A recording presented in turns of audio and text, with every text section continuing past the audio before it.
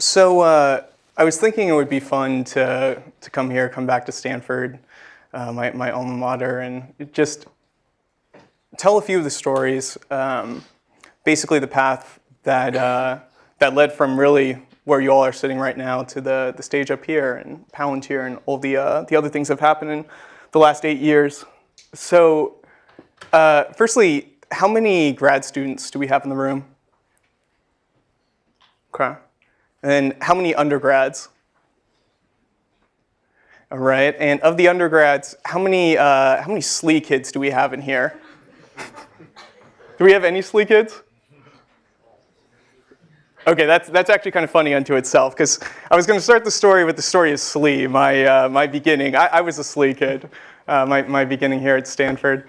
It's actually pretty funny. There aren't too many in here.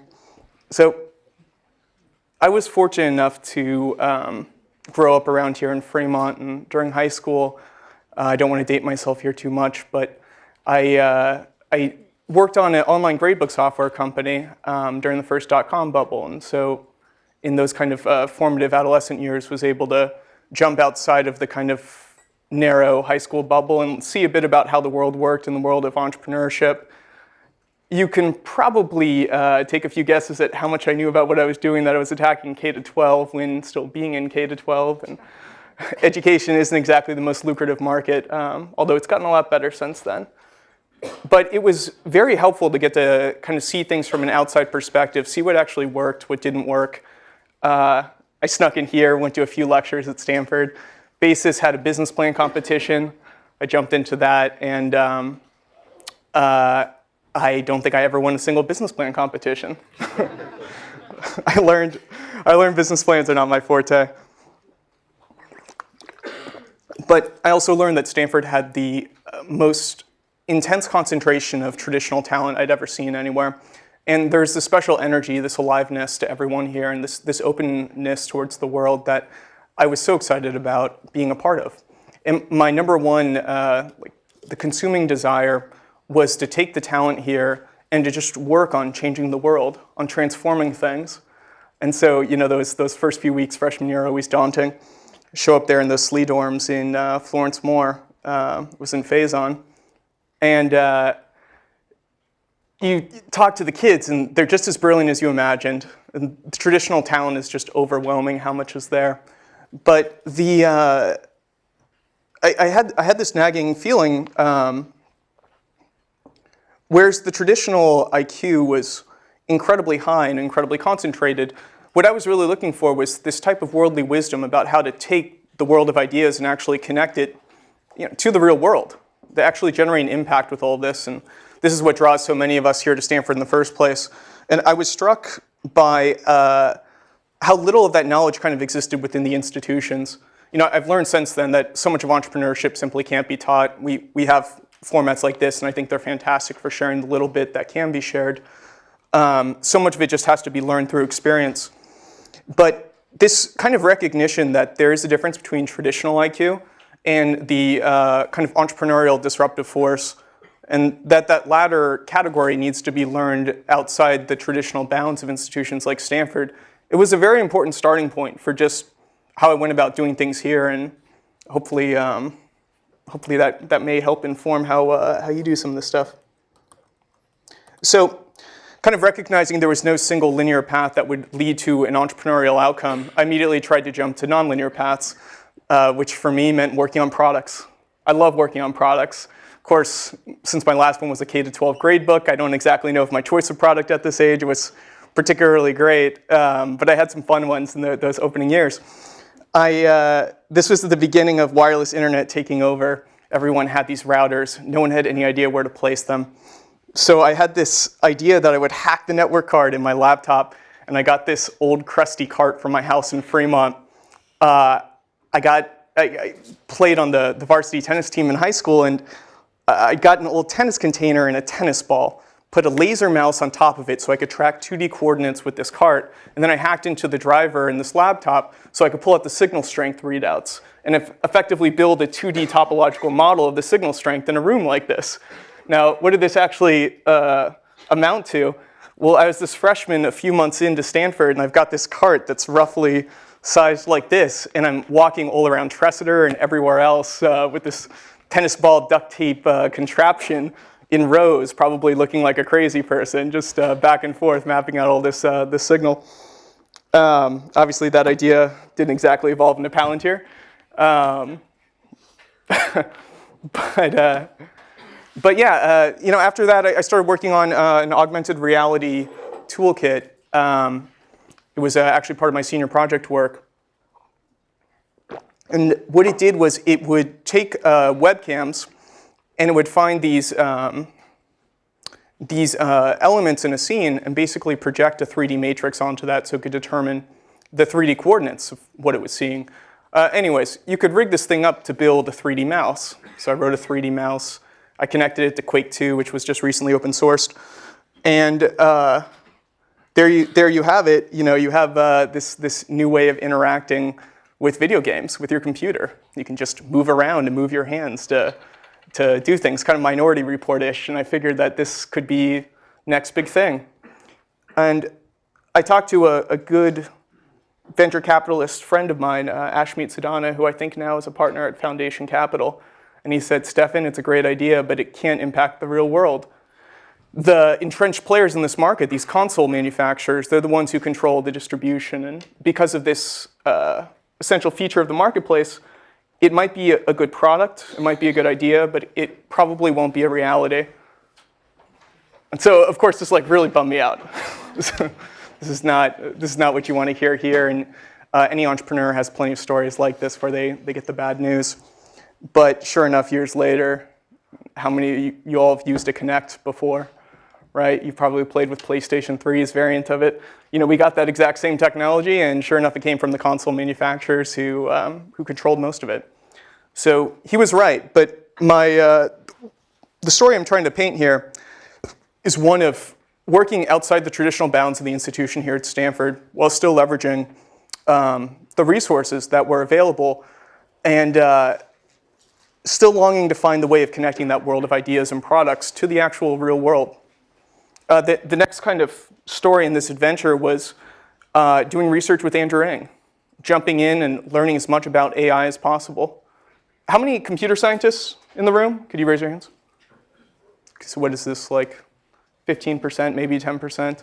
So the computer scientists here can particularly appreciate this. I grew up watching Star Trek Next Generation. We got Commander data. We have artificial intelligence in the ship's computer. It's everywhere, and it's this incredibly powerful idea that computers will eventually catch up with generalized human intelligence. And so as a computer scientist, when you first start learning about modern AI, statistical machine learning, at least for me, the very first thing you notice is this stuff is very, very hard. Anyone who's taken CS 229 knows that feeling in particular. Andrew Ng is the best teacher for it. Highly recommend doing anything you can with that guy. He's great. And as I learned AI, as I tried to mine that treasure chest to find something, an idea so powerful that it could punctuate from that world and transcend into ours and have a big impact, I had the same kind of nagging sensation I had that freshman year in SLE, that these kids, despite being really smart, there's something that may be missing. And with the AI research, I think modern artificial intelligence is, it has these brilliant, elegant models, these kind of topological visual analogy models for how to do classification, how to divide up problems. But they're incredibly quantitative, and they tend to deal with problems that have a very well-defined structure. And there are some very clever algorithms, and there's been a lot of clever algorithmic breakthroughs, I think, in the last 15 years. But the nagging sensation that I ultimately couldn't kick is that in the final analysis, AI is probably more A than it is I. It's a little more artificial than it is. The problems are particularly artificial, and the solutions are not quite exactly what I would call intelligent. They tend to be a little more linear. They at least don't analogize to generalized intelligence in the way that one would hope.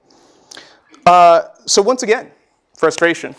It didn't lead where I was hoping it would.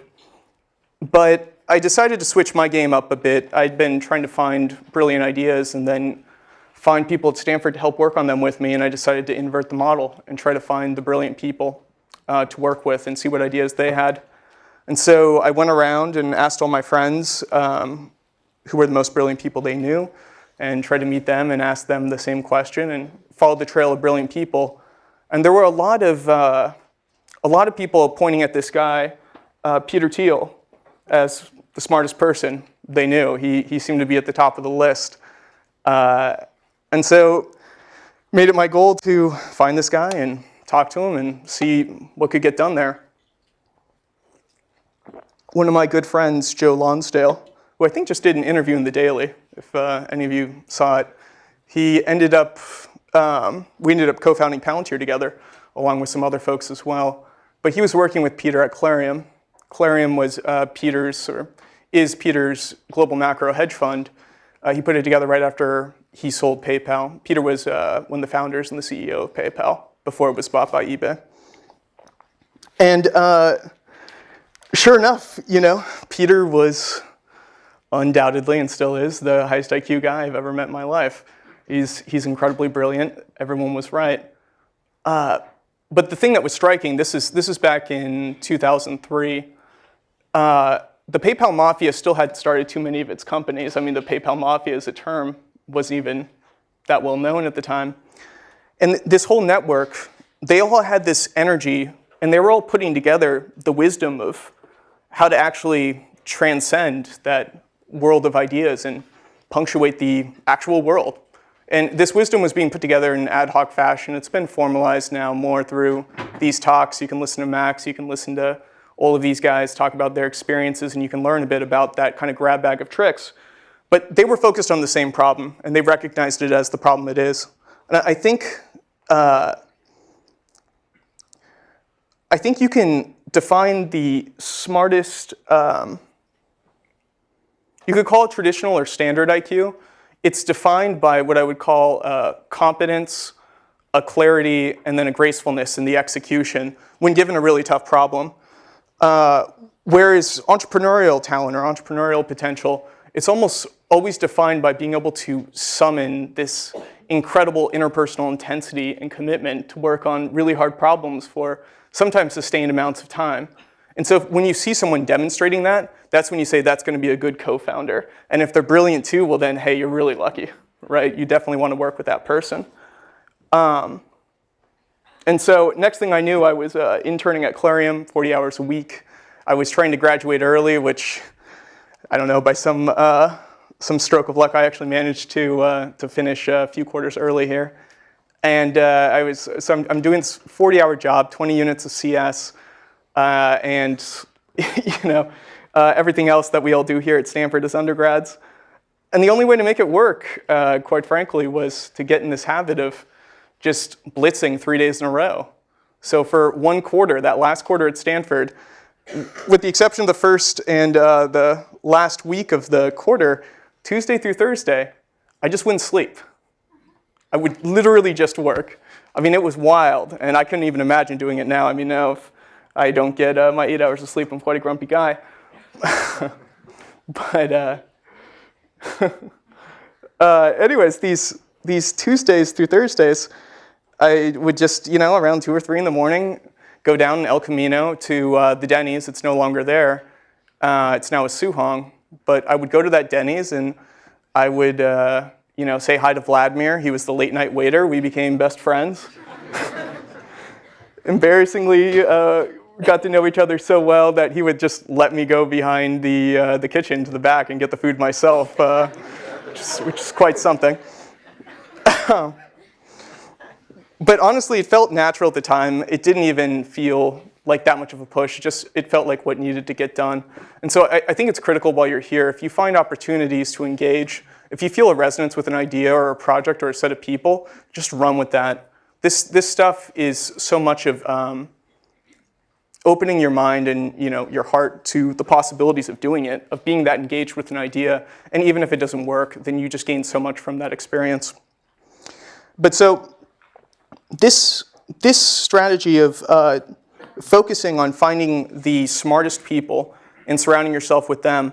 I want to caveat it with an important footnote here. I don't think a people-first strategy in isolation ever really works. I don't think that's successful, and one of the core reasons is that you want to surround yourself with brilliant people, but also people who are getting stuff done and doing interesting things.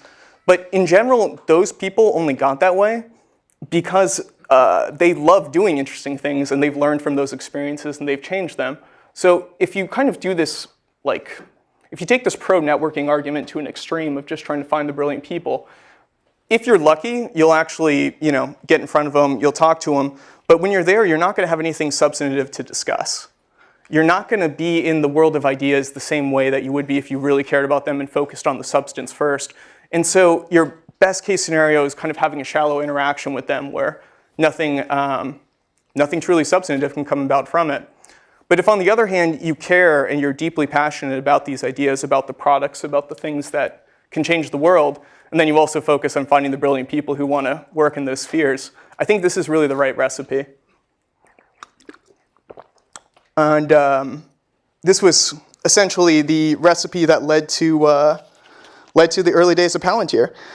So when Peter finally sat down, and I guess this was like midway in 2004, and said, I've got this idea, Stefan, let's take some of the ideas from the PayPal anti-fraud platform and let's try to generalize them to solve the country's counterterrorism problem. And we'll start by selling it directly to the US government. And while we're at it, let's solve the generalized enterprise information management platforms that are out there. Let's help big enterprises use a Silicon Valley approach to understanding their data. In this kind of context of being around these brilliant folks, but also deeply caring for the ideas and the products, this was obviously a winner. This was what I had been looking for that whole time at Stanford. And so it was always right next to the Stanford institution, but never quite linearly connected. Yeah, and so away we went. Away we went. Those staying up, Tuesday through Thursday, pushing and pushing. I went from my last CS final, which I totally bombed. I think I got a C- or something for the first time in that class. I went from that last final to a little office, 3000 Sand Hill, where Peter had actually started PayPal. And that was the first day of anyone working full-time on Palantir. We had very little time, only about 8 weeks before a killer meeting with a guy named Gilman Louie, who was at the time the president of In-Q-Tel. In-Q-Tel, for those who haven't heard of it, is the intelligence community's venture capital fund. And they do a great job opening doors for companies in Silicon Valley and elsewhere that want to work on the US government's challenges. So we have this meeting. It's only 2 months away. And we don't exactly have too much product at the time. So it was prototype crunch time, about 8 weeks through together, basic prototype. I'd have to say, CS people in the room can understand this. It would be a little admittedly light on the back-end elements, the initial prototype, a little more focused on the lights and the fireworks and the front end. But it was a success, and Gilman liked it, and he began to open the doors for us in the US government. But before he left that meeting, he said the most funny thing, which was, if you guys can't help us fix our counterterrorism problem, you've got a bright future in video games. So I took that as a ringing endorsement. I'll share a few funny stories from those times, a few illuminating ones. There we were, crunching away, and we were every other week basically flying out to Washington, D.C., trying to meet with folks inside the government, get as close to our potential customers as possible, and just showing them our platform, showing them the prototype, and asking them, what do you want, what do you need? But the real information came from looking at the points of resonance with the platform, getting them in front of it and seeing what they used. What did they like? What were their eyes attracted to? What was actually going on? Where were the real opportunities to add value there? And so we would go out there, we would gather this feedback, and we would then drink a whole bunch of these things and crunch and get it integrated and do it again. And one of the kind of points that I think demarcated an element of success was when my government sponsor was introducing me at one of these meetings, and he said, "Everyone, I want to introduce you to Mr. 2 Weeks. He can build anything you ever want in 2 weeks. So ask away." And yeah, needless to say, again, it's another one of those. That's what you want to hear. It's what Peter would say is the right kind of problems to have. But it was definitely increased my Red Bull consumption.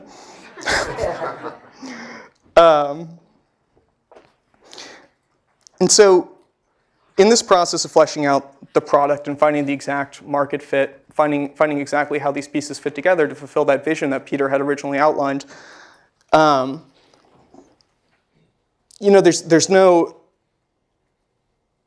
there's not really any easy path through, and there's not really any linear path through. It's the same thing where you throw the entrepreneurial intensity at it, and then you kind of see what sticks. But you can look, and I think it's very important to look for the demarcation points that actually indicate you are succeeding. And so the final demarcation point where I would say Palantir went from more of a provisional idea to a full conviction for me personally, when I knew that we really had an opportunity to change things and impact the world. It was one of these meetings, get the Mr. 2 Week introduction, and it was a conference room with maybe 30 people in it. And these are all government folks, all in suits. Government meetings are not terribly exciting. They tend to go at quite a slow pace. But this one was more exciting. People were energetic, and they were really excited with what we had, and they could see the disruption. At the end, there was a moment where the meeting was breaking, everyone was walking away, and out of the corner of my eye, I see at the other end of the room two senior government executives, fully in their suits and whatnot, grown men who've been in government service for over 20 years, stand up and give each other high fives. And so when your government guys are doing the high fives with each other, saying to themselves like how this is going to change things, that's when you've done it. That's when, and I mean not done it, but you're in the position to do it. That's when I knew that if we could just follow through with this, if we could make it work, we could really, really change things. And that moment of founder conviction, it was a very important moment. Roughly around that time too, the conceptual vision for the product stabilized, and those are the moments where you start to gain clarity on kind of what the heart and soul is of what you're doing. And for Palantir, what the fundamental aspiration of the platform is, it's basically to enable humans to perform the analytical reasoning that, for whatever reason, machines can't seem to replicate. There's a certain form, we could say the kind of simplistic version of this is to enable the ideal human-computer symbiosis. But I think that doesn't quite do justice to some of the more subtle aspects of this, the idea here, which is firstly accepting as computer scientists and engineers and just people who are in the technology business that there's actually a lot computers can't do.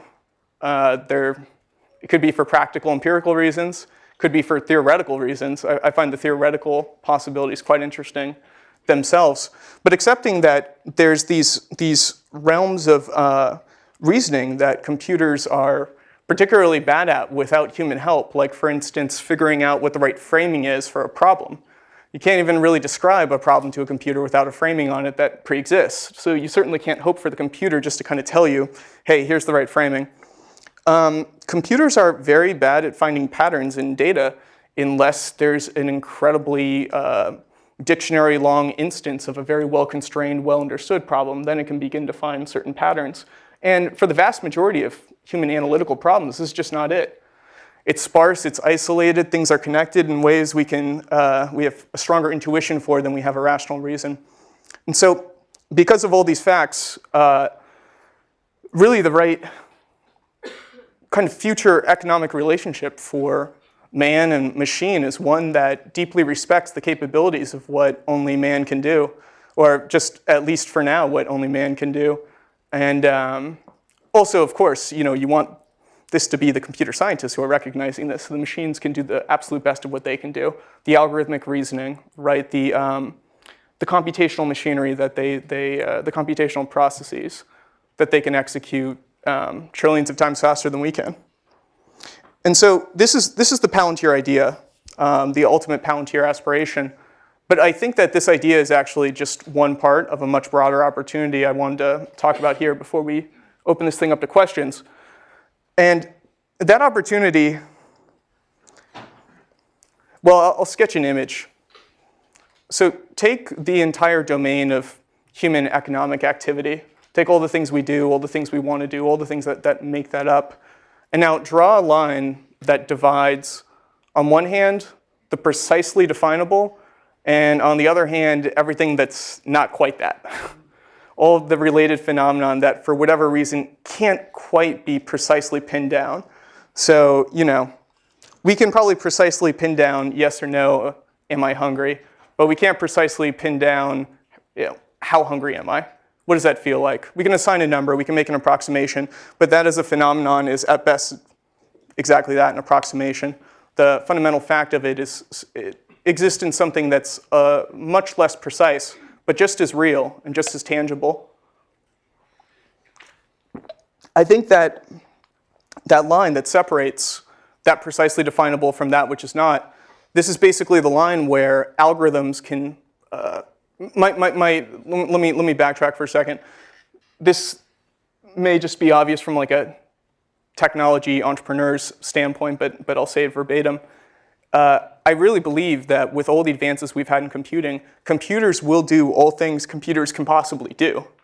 So when it comes to, if you accept the kind of the extrapolation there, then the next question naturally becomes, well, what can computers do? If the answer is everything, then we can expect computers to be coming and taking away a lot of what we do day to day. But I strongly believe it's just not. Actually, there's a lot that computers really can't do. And I'm very interested in the reasons why. Quantum computing, I hope we don't have any administrators in here, but I spent last quarter sneaking into the history corner, Tuesdays and Thursdays, auditing the quantum computing course that Stanford just started teaching, because it's deeply fascinating stuff. And potentially in quantum computing, there are some answers to why classical computational algorithms might not be able to get certain human reasoning tasks done. But nonetheless, recognizing the depth and the subtlety of the qualitative domain and recognizing it as disjoint and separate from the quantitative domain, this lets you start seeing problems a little differently. There's a lot of interest in Salesforce, other CRM products, a lot in web analytics. And these are all essentially domains where we're building a quantitative universe. I mean, the space of all big data is one where we build a quantitative universe and then we study it. And one approach to this is to say, let's get as much data as possible, and then let's develop the most sophisticated algorithms possible for finding patterns in the sea of quantitative data. But I ultimately don't believe that will be terribly successful. I think the much more important questions are, let's study the human aspects of this, the qualitative aspects of the problem. What are we trying to get done? What's actually happening? What are the subtle aspects of this process that when we actually clarify, then we can actually learn that's where we want to collect the data. That's what we want to analyze. That's what we want to figure out. And through the study of the qualitative phenomenon that dovetails right next to this quantitative phenomenon in the actual universe, through this, we can then optimize how we use our computers to actually do what we want them to do. And this is where I think we're going to see a lot of technology companies in the 21st century. I think this is much closer to the actual 21st century big data analysis problem. At least much more so than getting more and more fancy algorithms to kind of do the same problems we've already seen. So yeah, with that, I will turn it over to y'all for some questions.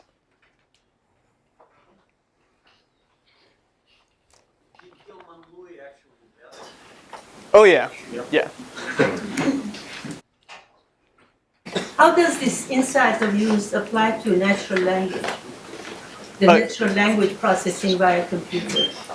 How does this perspective shine on that? Apply to natural. Oh, Yeah, so the question is, how does this perspective kind of shine on the natural language processing problem? That's a great question. So the immediate thing is that you probably don't want NLP, the stuff you do, like good NLP will probably be a lot like Google, where it's disconnected from the intentional aspect, the actual direct value creation aspect that us humans are actually focused on.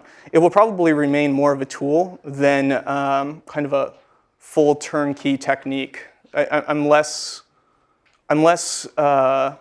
bullish on translation technology that can capture all the subtlety and complexity of grammatical constructs and believe that all that will kind of converge at this natural translation of meaning than more of kind of the brute force stuff. Like, we'll do a lot of synonyms for some phrases, and then hopefully the other smart human mind can put together the rest of the context. I think the latter is where we'll see most of the advances. But yeah, it's a question worth studying. So you said there was a line dividing the domain of quantitative and qualitative things an algorithm can approach. So does that intrinsically mean that the line itself, where you draw it, is a qualitative line? And if so, redefining the qualitative problems to make them quantitative problems, can you apply an algorithm there to do that? Yeah, this is a great question, and you've picked up on the subtlety in this explanation that at least the computer scientists in the rooms will probably find very displeasing, distasteful. I have a hard time with this idea unto itself because of exactly this. The problem with, so the question was, kind of in a nutshell, the line that divides quantitative phenomenon from qualitative phenomenon, doesn't it inherently have to be a qualitative line? And then kind of further, is there a hope of developing algorithms that could perhaps figure out where this line is, or maybe pull some of the qualitative problems into the quantitative domain? I think the line's constantly moving. I think it's fuzzy and whatnot. But the logical issue here that you highlight is that I'm defining qualitative negatively, not positively. Because if we could define qualitative phenomenon in a very tight, precise description, then of course we could just turn it into a quantitative phenomenon, and we could use a computer to solve it. And so it's one of these things. It's touches a bit. I warned you all I was a SLE kid here before I started talking, so you could hear a little bit of a SLE, a little Mark Mann call Suzanne here. But in essence, there are these kind of ambiguous aspects to a lot of these human phenomena that we experience all the time, including subjective phenomenon, that because they defy that precise logical description, we cannot turn them into algorithms. And I don't see that phenomenon is being fundamentally tackleable by these quantitative approaches, but we can definitely chip away at it. So yeah, it's the real invitation here with this framing is to look at problems, to dive into those qualitative subtle aspects. I was talking about going back and forth to DC, working on developing our product, and there's all of these kind of product development formalisms, agile. You guys have probably studied a whole bunch of them in some MS&E courses here. But the kind of framing I had just reflecting on that problem is there's a lot of really deep, subtle stuff. The users ultimately don't know what the product is they want. I mean, how could they? That's why you're the entrepreneur. If they knew, they would just make it themselves. They wouldn't really need you. And the only way you actually seek satisfactory answers to these questions of what's the right product, what's the right feature, is to look at these subtle aspects and study them in their own right and really appreciate the depth of them as a phenomenon unto themselves, not just kind of crassly reify them into a logical conception that resembles much more quantitative friendly truism, if that makes sense. Who else? So there's a lot of literature recently about left brain and right brain and what should you be teaching your children to do, right? So should you be focused on quantitative, computational, or creativity? And not necessarily to say those are separate, but I'm using shorthand here. Yeah. So thinking about Palantir and what you do, you're using computers to surface things for people so that people can do what they do best. Is there a best background for the person? Who's the best user of your app, and what kind of background do they have? Yeah, that's a great question. to sum it up, it's kind of reflecting on this qualitative-quantitative thesis, what makes the best user for Palantir? How does that relate to it?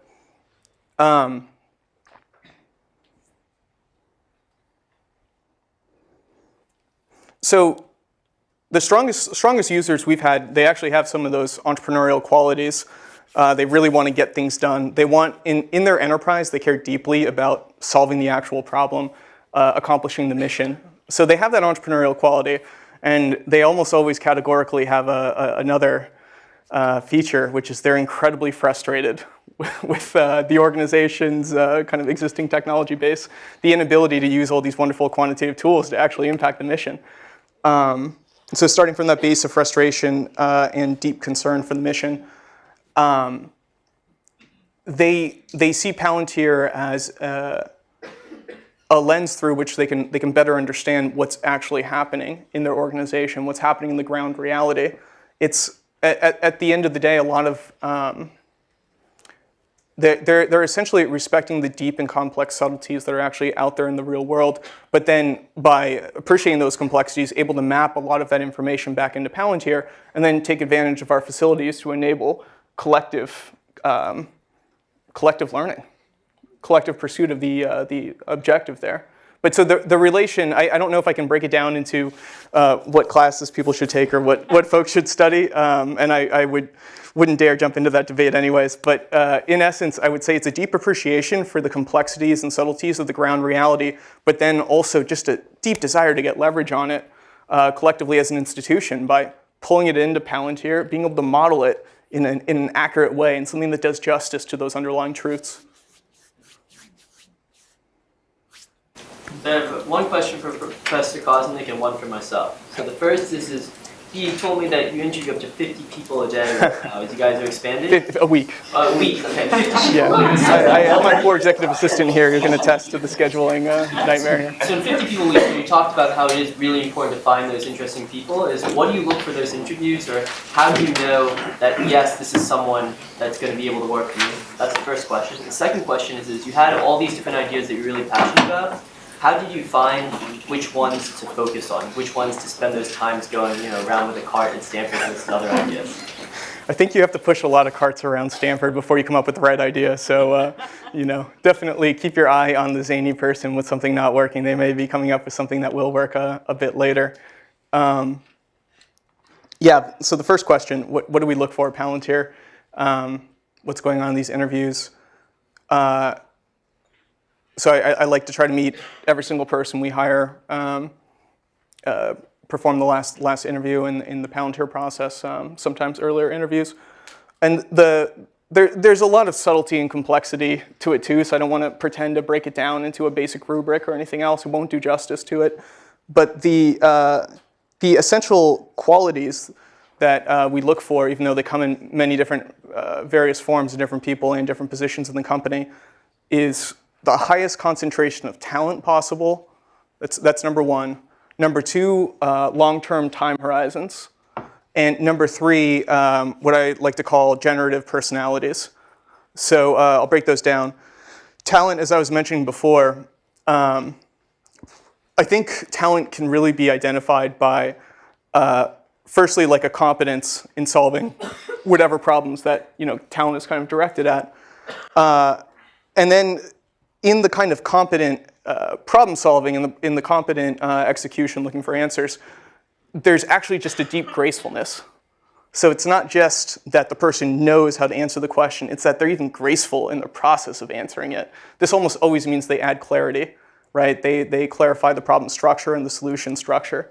So, in kind of algorithms problems and whatnot, this is at least easier, I think, to identify because the problems are much more well-constrained, but they're very hard. So the people who are able to competently answer the question, clarify the basic construct of the problem, and then even execute it in a graceful way, those are always the most talented.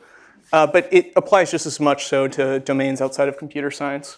In sales contexts, in engineering contexts, you want a good salesperson to be able to clarify what the actual problem was. What was the tactical ground reality? How did they proceed through it? What were they trying to accomplish, and how did they do? What did they do right? What did they do wrong?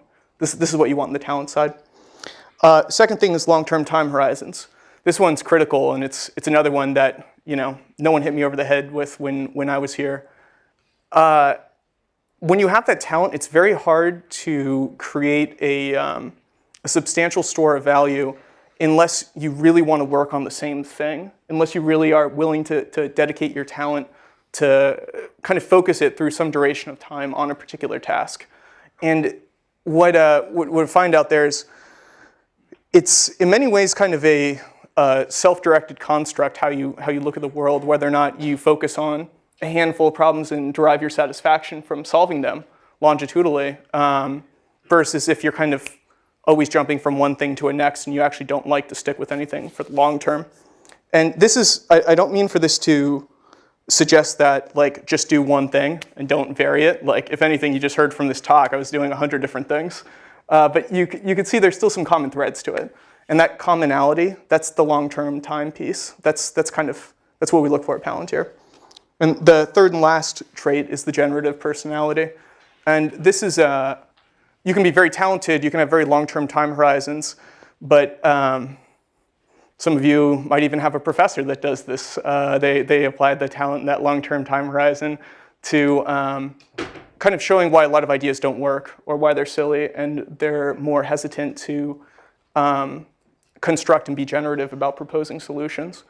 And it's very important, I think, in any startup to generate as much momentum as possible. And so that means you want to take that talent, that long-term time horizon, and focus it in the most kind of creative, energetic way possible.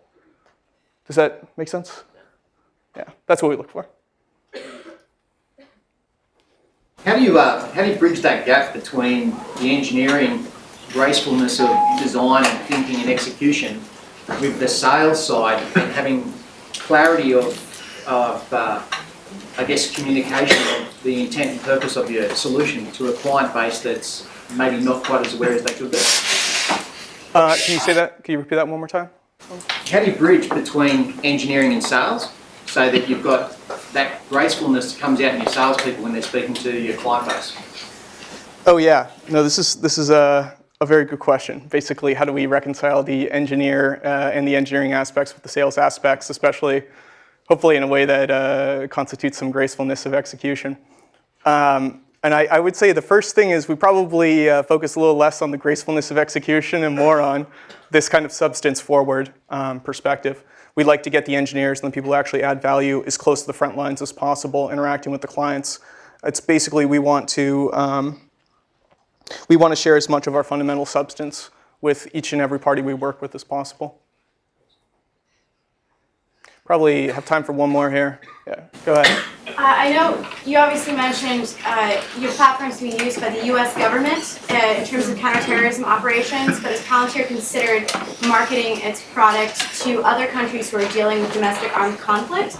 And if so, are there any sort of legal ramifications to that in terms of, I guess, even violating international law? I think if your technology is tied in counterterrorism operations in places where that's being called into question, does Palantir have any culpability in that, or is that? No, I mean, I don't. Counterterrorism was an initial impetus for the company, but it's a very, very small aspect of what we do these days. And with the principal customer being the U.S. government, there's not unlimited leeway in other parties you work with, and there's a lot of scrutiny. And we just, as founders, care about it very, very deeply. So although there's always legal aspects, you get good lawyers, they help you out with these things. What really matters more, I think, are the moral aspects, the mission and the purpose, and we focus the most on that and making sure that we're having a positive impact. All right, well, I'm going to leave that time for you all to come up here and address questions individually, but thank you very much. Give one more hand around.